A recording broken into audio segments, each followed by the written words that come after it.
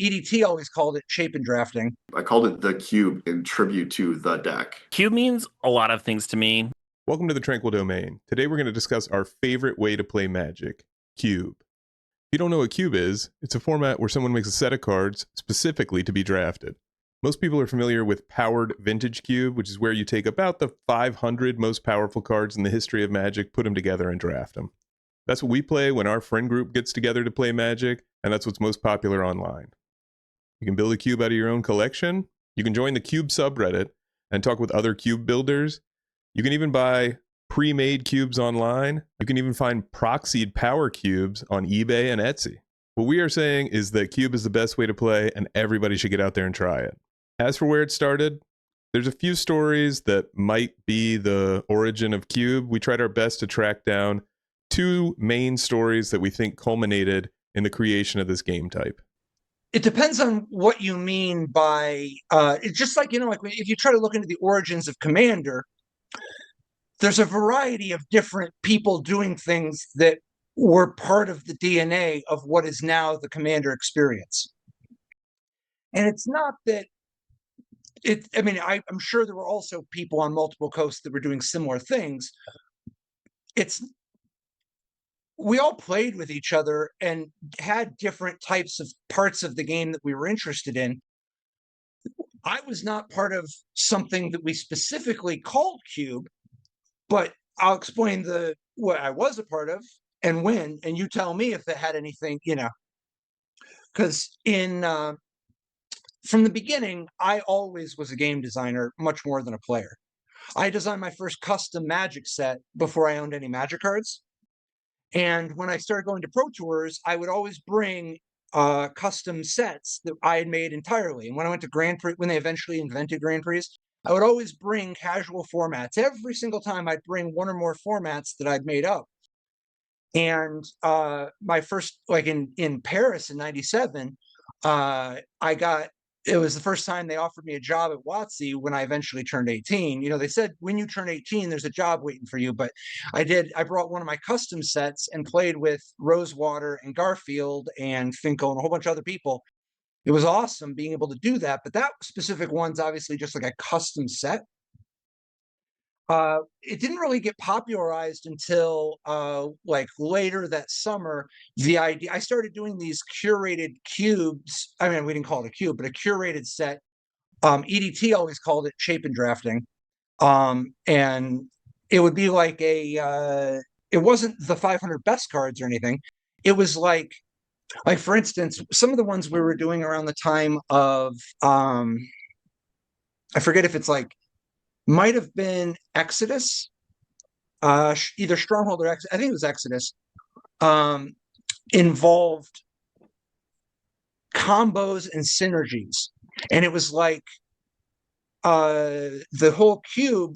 This particular one was all like 2-for-1s and like Anarchist and Scrivener and weird cards like Contempt and tons of combo cards from Legends and just bizarre cards that all interacted in different ways.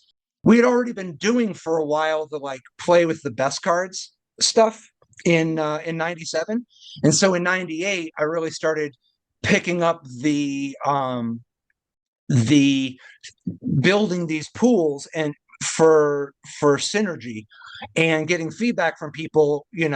Dave Williams was like spearheading it. If you ask him about some of the drafts, like with Team Sped, like Jamie Park and Brian Manalokis and Mark Lapine and David Williams and myself would all grab tons of people and do these at events. So, well, I don't think that a custom set is the exact same thing.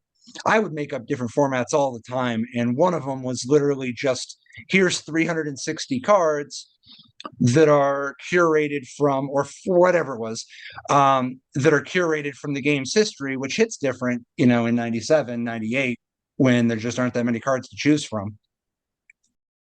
So I think it's the fact that it's spiritually the exact same rules that people play in Cube now, where it's literally just, yep, here's a pool of cards. But I don't think that that's like, I didn't do anything. I think that's just Richard Garfield did that, Like to me, that just seems like literally one of the most obvious intuitive ways to play Magic is to uh once you have the idea of drafting at all, it's only natural to here are the cards we want to play with, let's draft out of them.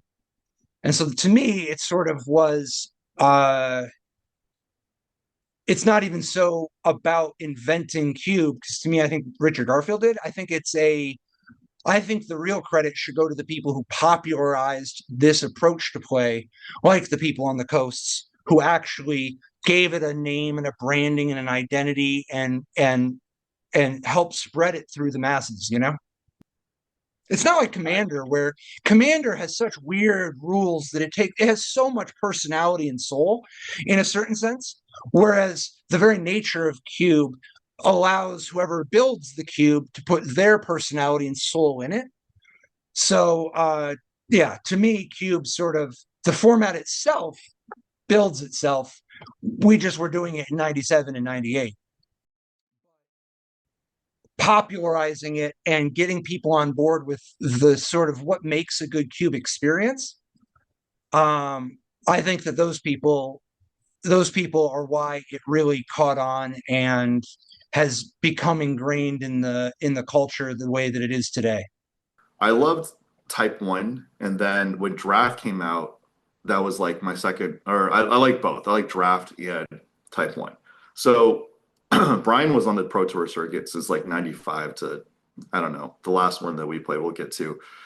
But because I didn't like Type 2 slash standard, whatever it's called now, and I enjoy draft so much, but drafting is expensive. So I decided to create the cube. I called it the cube in tribute to the deck, Brian Weissman's The Deck, and just have one of every card. Originally, we had no bad cards. Actually, yeah, we had no bad cards. So obviously, like the laces, life lace, thought lace were all out. Eventually, we took those out because they're too terrible. But then it became a debate or discussion of like what card is actually good enough, like is Feral Instinct good enough? There's so many marginal cards that are like, you know what? Why don't we just throw everything in there? So I had one of every card and just removed the completely useless cards like Thought Lace, Life Lace, Death Lace, and all those. So if they had any sort of use, then they were in. And it was just one of every single card. I started around 97 or 98. And then it didn't fully manifest into like a draft, like a cohesive draft set, because I was just getting one card at a time. So then I was drafting with my friends like Hui Saint Shui. I think Yubin Tao knew about it. Brian Weissman knew I was building it. I'd forced John Sasso, CEO of Superstars and Channel Fireball, to play with me with his staff. And I think about 1990, has to be about 90, late 97 or early 1998, it started being like an actual complete set without the total trash cards. And everyone's like, oh my God, it was so fun because you get to see all the interactions, and like broken cards in certain formats were not broken here. And then broken cards or just innocuous cards would just be broken in cube. I'll try to think of some examples. Like I mentioned, land tax is ridiculous.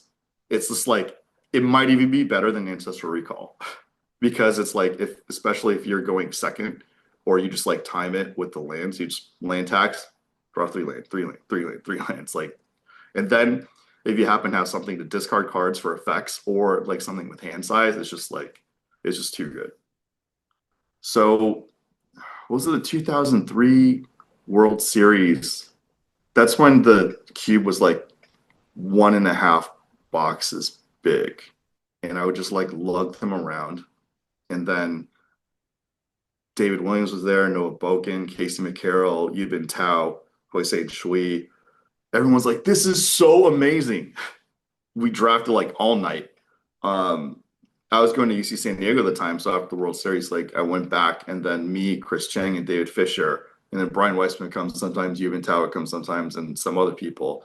And then we found that white was too weak because it's like it just like lagged too far behind. So we actually created cards that, made white better. So we had like these dumb cards that affected a lot of different sets and then just had these weird interactions just to make it, more interesting. So like we try not to do these like overpowered creations. It's more just like this, they just, interact with different sets. And yeah, it just became more balanced and more fun. Red was just way overpowered. Like, draft and like fifth edition visions. You think Fireball's good there? Like Fireball's really good in Cube. It's just like it's never bad. And just it's always got an upside. Blue and black were debatably the second best. Just depends what you open, obviously. But black just has obscene stuff. Because the card distribution balance was equal, common, uncommon, and rare, and whatever, mythic. So it turns out the super broken cards that are mythic and rare, and that time there were only rares, not mythics until later. Most of the broken cards are red, and then the other broken cards are black, and then blue. And white doesn't really have any broken cards. It's like, you have a big flyer that doesn't tap to attack. It's like, so what? It's good, but it's like, not mind twist.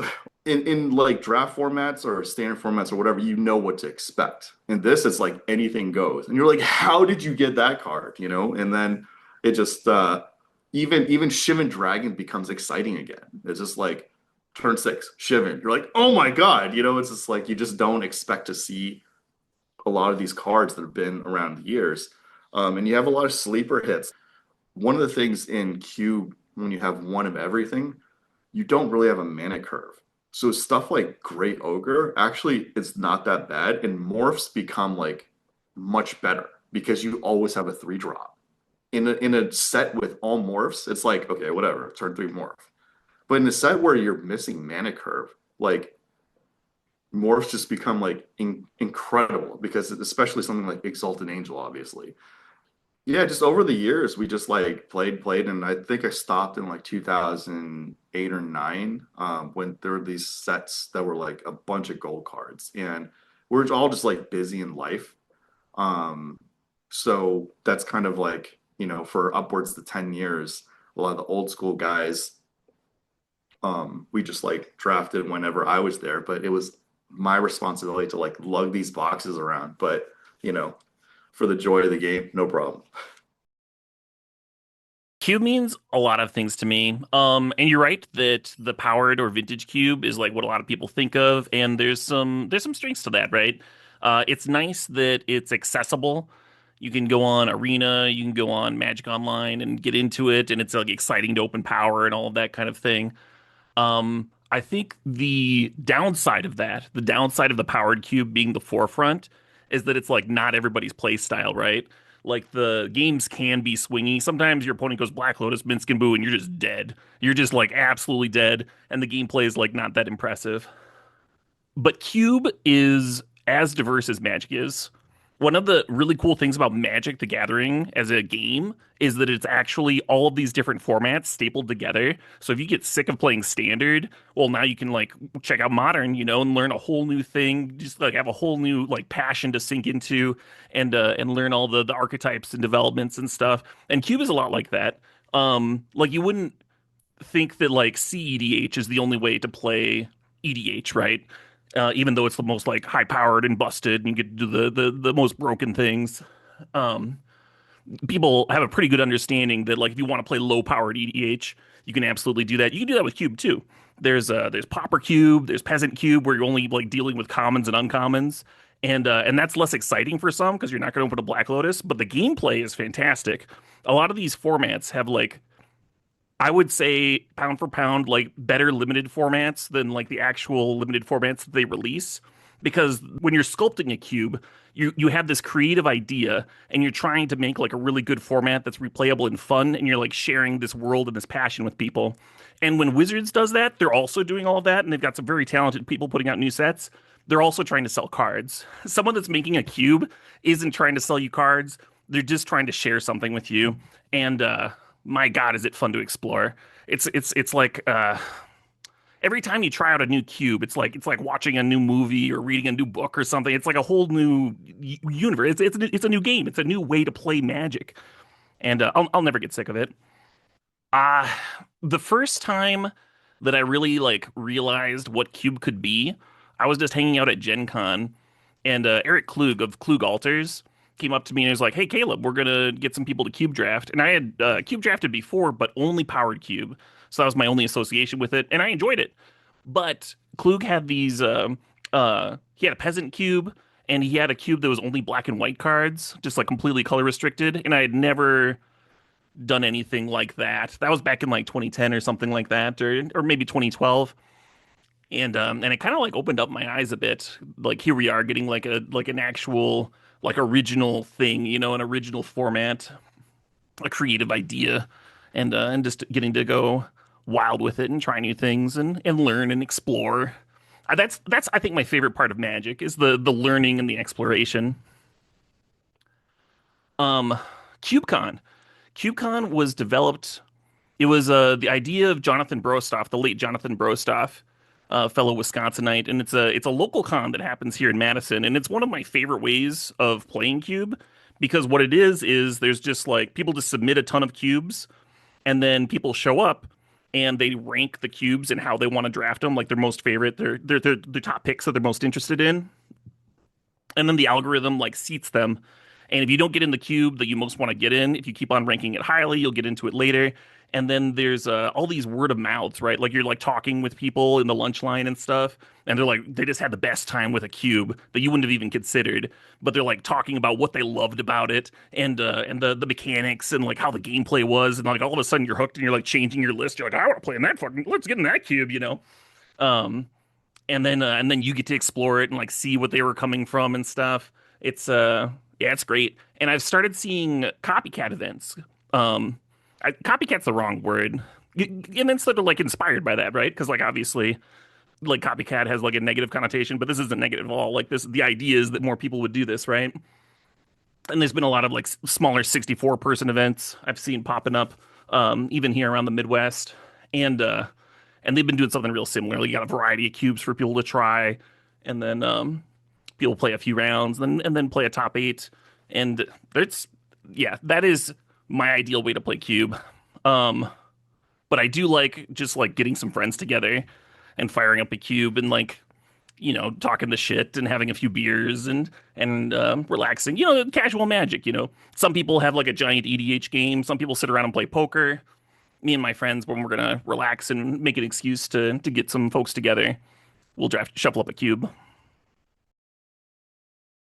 So I've actually been looking a lot into win rates for the last season of the Arena Cube, and so I've been like comparing like all of the power win rates and stuff, and it's like kind of hard to take out of my head. I was ranting about Crocus earlier, but I actually think Crocus should be like included in the Soul Ring, Mana Crypt, Moxen, Time Walk, Time Warp, or Time Walk, Ancestral Recall discussion. Um, One interesting thing that you wouldn't realize is that Time Walk is actually a more skill testing card than Ancestral Recall. I looked at the difference in win rates between like the top drafters and then the worst drafters, and Ancestral Recall and Black Lotus just like stay up there at the top. They're just like always good. But when a strong drafter is drafting Time Walk, it's like the best card in the universe. And when a bad player is drafting Time Walk, it's like as good as a regular Mox, or a Soul Ring. And Soul Ring and a Moxen have similar win rates and stuff. If to address that part, but I think like if you're starting out with Cube, I think Ancestral Recall and Black Lotus are going to do a little bit more work for you than all of the other Moxen and Soul Rings and all of that stuff. Again, just because that's what the data shows. But if you are if you're an experienced cuber, Time Walk might get you a little bit more something something, but you probably already know that. And I think that's because um a more experienced cube drafter might see Time Walk as more of an engine piece that locks the opponent out of the game. Maybe you copy it with Lutri, maybe you're rebuying it with Tamio, but like time stretches are harder to beat than a single Time Walk, right? Like the more turns you take, the less chance your opponent's going to get to win. I think the more experienced cube drafters do a good job of locking their opponent out of the game with Time Walk, and so they have a higher win rate with it. But that's speculation, right? And I don't actually know that. People will like joke that like Time Walk is like just a free explorer, but a free explorer would also be banned in all formats. Like that's still just not a real Magic card. It's just not something they would print ever. In Vintage Cube, like Time Walk is the best card, I think. Then I like Soul Ring better than normal Moxes and Black Lotus. I mean, I do cube. I have my own cube. I do cube quite a bit. I know that LSV likes Black Lotus a lot, which kind of makes me think that I undervalue Black Lotus. But like the problem with Black Lotus is it's a one-shot thing, and then you kind of need like a 4 or 5 mana card to go with it.